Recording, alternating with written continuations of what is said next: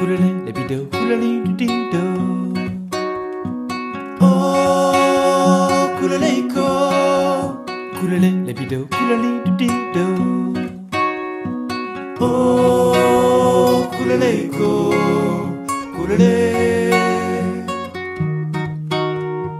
Oh, kuleleiko.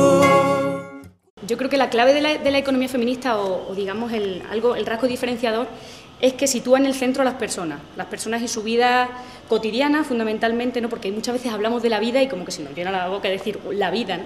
Y al final es la gestión cotidiana de los procesos, de los recursos y de la satisfacción de nuestras necesidades.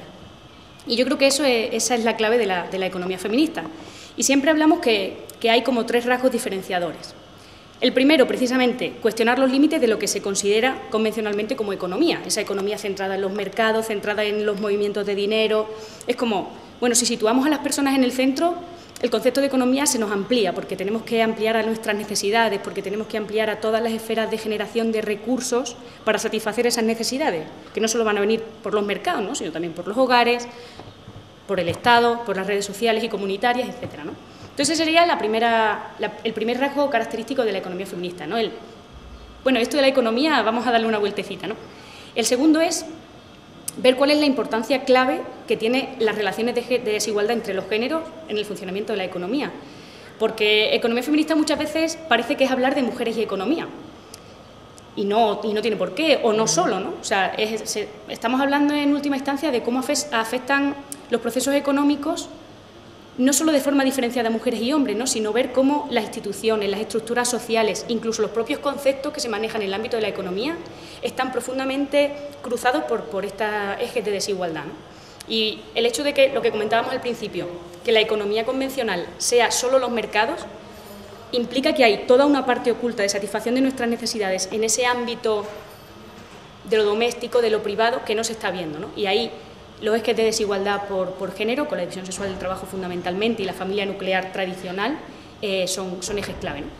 Entonces, empezar a visibilizar también eso.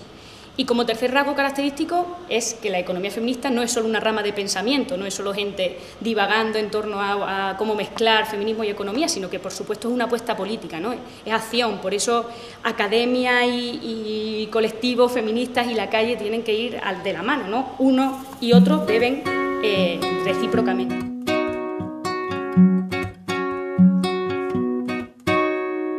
Oh, kuleleiko. Kulele lebido, kulele dido. Oh, kuleleiko. Sí, claramente.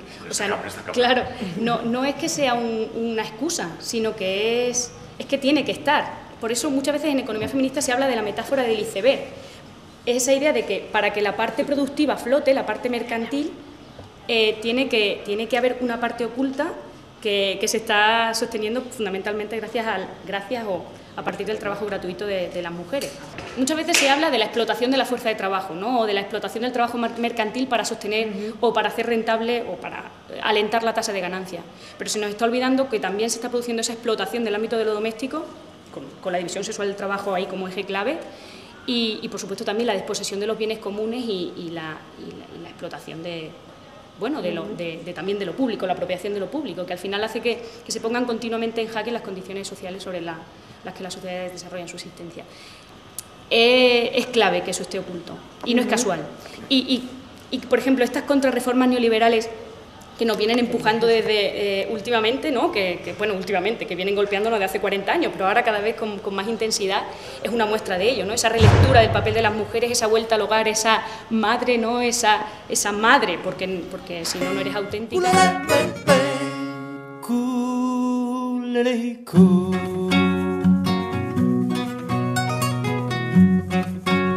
Por ejemplo, a nivel de cómo los estudios feministas están llegando a la calle, están llegando a los debates feministas en las plazas y en todo donde se quieran tener, ¿no? Es sobre todo el ponerle palabras a inquietudes, ¿no?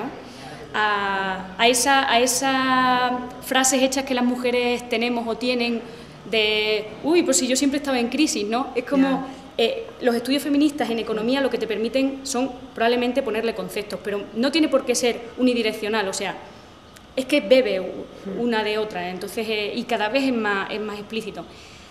Y yo creo que también este contexto de precariedad de la vida cada vez más intenso hace que esto cada vez se vea más necesario precisamente ponerle palabras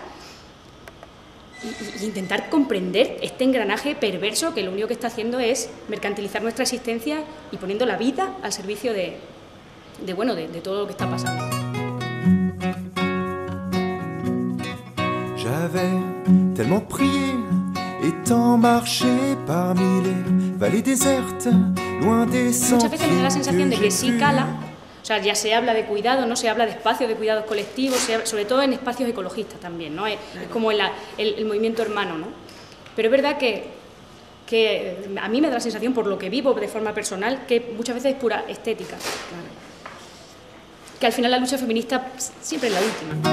Un instant, regretté amèrement, j'avais pourtant choisi très loin d'ici là.